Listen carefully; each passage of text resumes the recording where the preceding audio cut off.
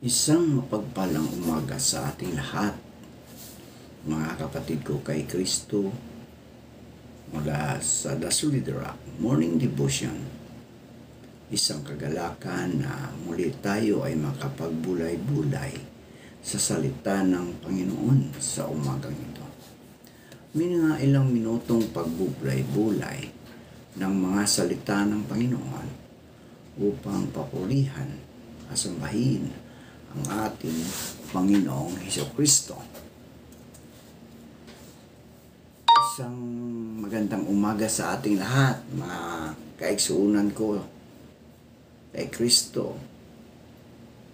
Sa bawat pagmulat natin ng ating mga mata sa bagong araw, isang paalala na ang hatid ng Diyos na kahit anuman ang dumating na unos, siya ay ating matatag na sandigan.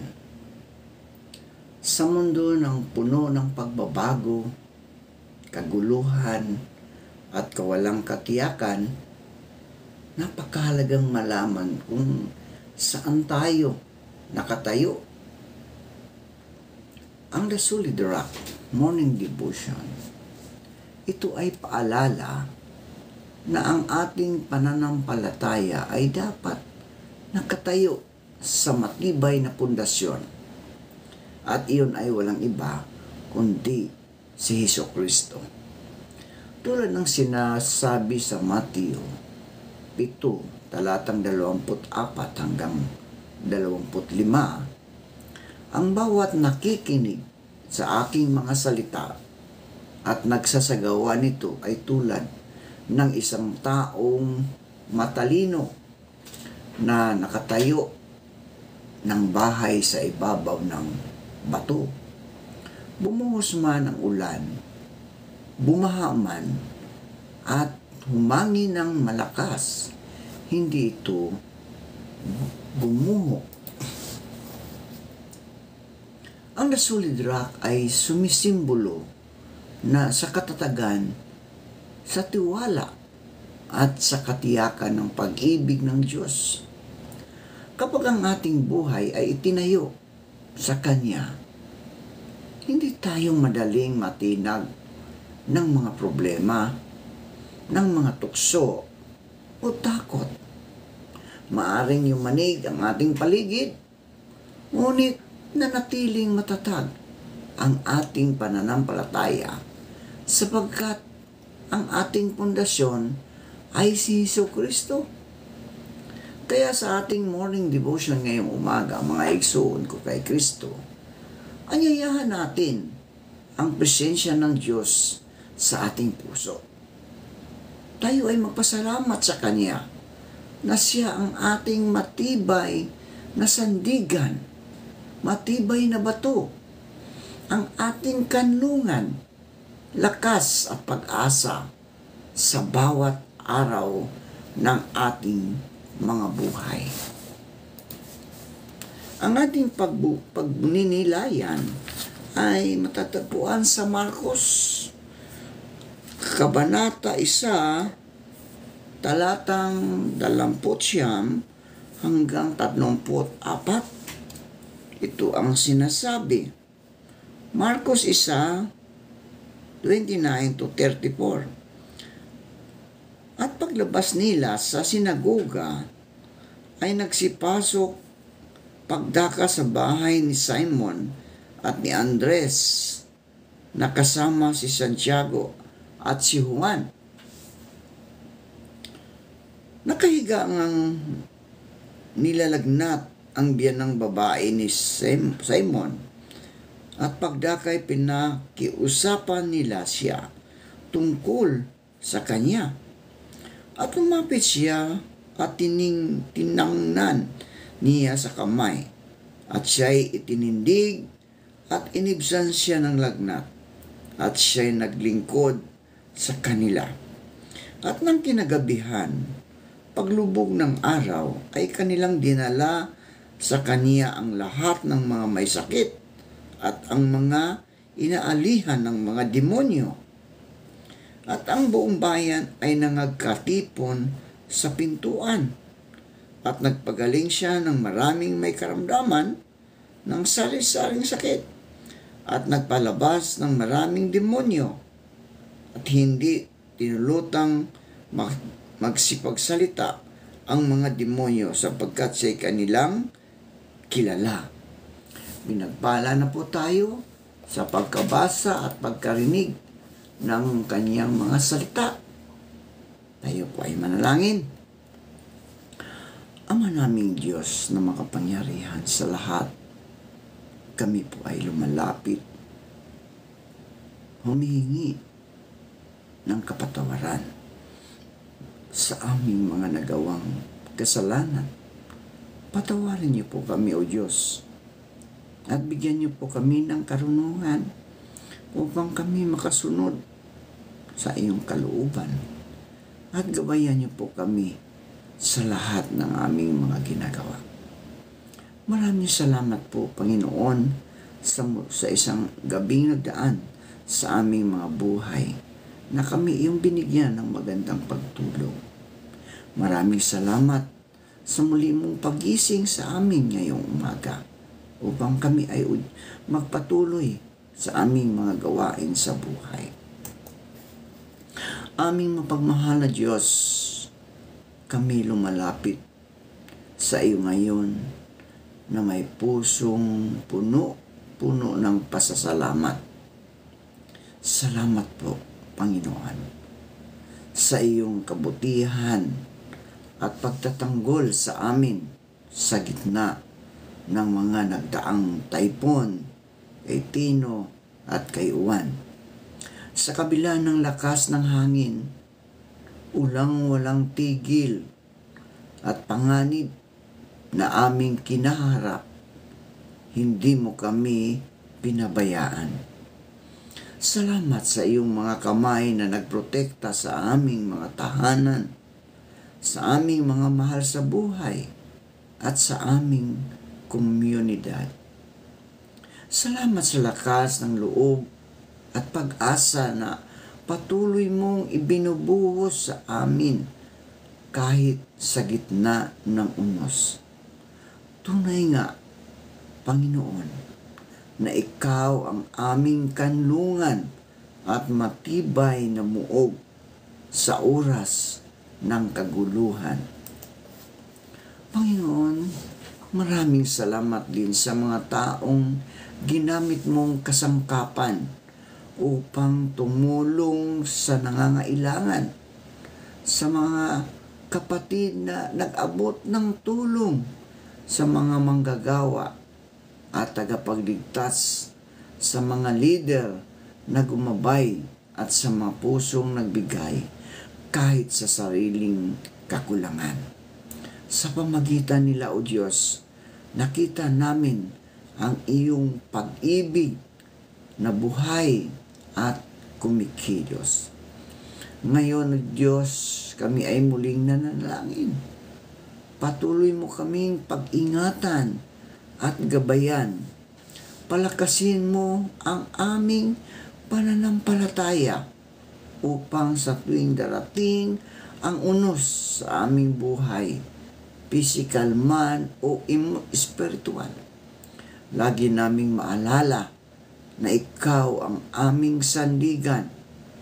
Turuan mo kaming magpasalamat, hindi lamang sa katahimikan, kundi maging sa mga bagyong aming malampasan, sapagkat sa bawat pagsubok, mas lalo naming nakikilala ang iyong katapatan. Aming mapagmahal at mahabaging Diyos, kami muli lumalapit sa iyo ngayon na may pusong puno ng pag-asa at pagtitiwala. Ikaw, O Diyos, ang dakilang manggagamot, Jehovah Jireh, na pinagmumulan ng kalakasan at kagalingan. Inalay po namin sa inyo, Panginoon, ang aming mga kaibigan, mga igsuon, kapatid, at mahal sa buhay na sa kasulukuyang dumaranas ng karamdaman ng diabetes, ng high blood, at iba pa, Panginoon. Ito man ay physical, ito man ay emotional, o espiritual. Dalangin namin ang iyong mga anak na nasa banig ng karamdaman na patuloy na kalakasan dahil sa kanilang nararamdaman na sakit, Panginoon. Hinihiling namin, O Diyos, na ipagkaloob mo sa kanila ang iyong mapagpalang kamay na nagpapagaling lahat ng uri ng karamdaman. Hipuin mo po sila, O Diyos, ng iyong kapangyarihan at palitan ang kanilang sakit ng kapanatagan, takot ng pag-asa at panghihina ng bagong lakas. Panginoong Hesus, bigyan mo rin ng karunungan at malasakit ang mga doktor, ang mga nurse, at lahat ng naglilingkod sa larangan ng pagpapagaling. Naway maging kasangkapan sila ng iyong awa at biyaya. Turuan mo kaming lahat na magtiwala sa iyong kalooban, na sa kabila ng sakit may pag-asa, sa gitna ng paghihirap may layunin, at sa bawat luha may tagumpay na hatid ng iyong pag-ibig. Lumalapit kami sa iyo, O Diyos, na may buong pananampalataya na walang imposible sa iyo. Pagalingin mo, Panginoon, ang mga may karamdaman ayon sa iyong dakilang kabutihan at kalooban. Itinataas din namin ang aming mga igsoon, kaibigan, kamag-anak na nasa mga bilangguan, O Diyos. Naway ingatan mo sila at hipuin mo po ang kanilang mga puso upang sila ay kilalanin kanila bilang kanilang Diyos at tagapagligtas, upang magkaroon sila ng transformation sa kanilang mga buhay, na makilala nila na mali ang kanilang mga ginagawa. Tulungan mo sila, Panginoon. Bigyan mo sila ng pag-asa na magkaroon ng isang bagong buhay.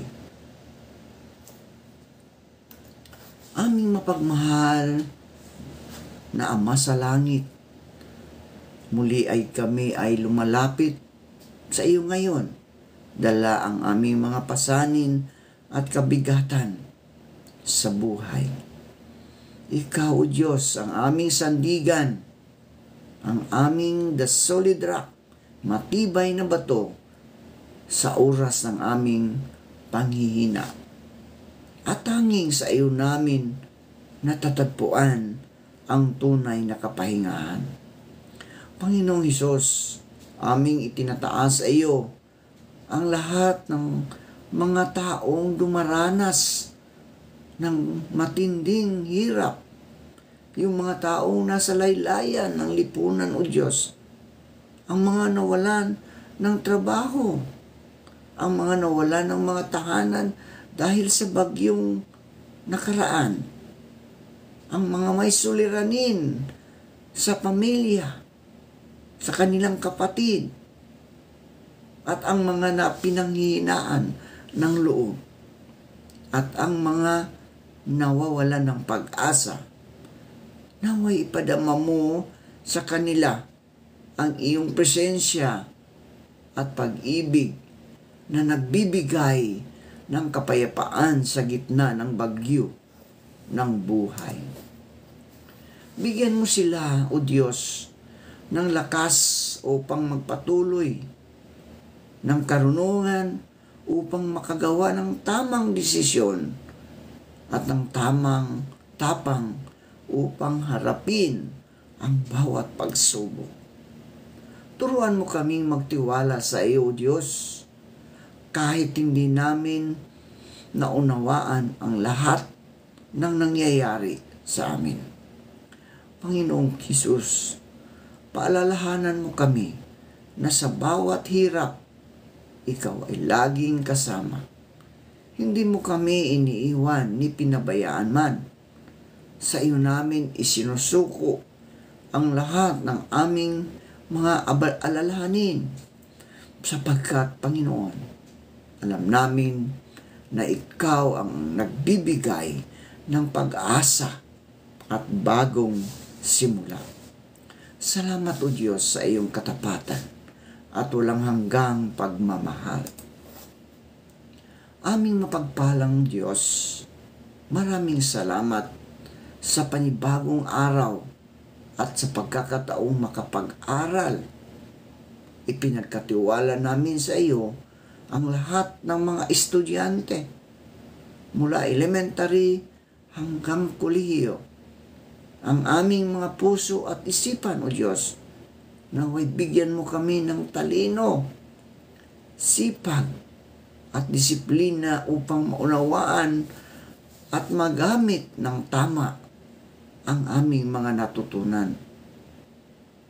Panginoong Hesus, tulungan mo kaming maging mabubuting halimbawa sa aming kapwa, maging masunurin sa aming mga guro, at magkaroon ng malasakit sa aming mga kaklase sa oras ng pagod at panghihina.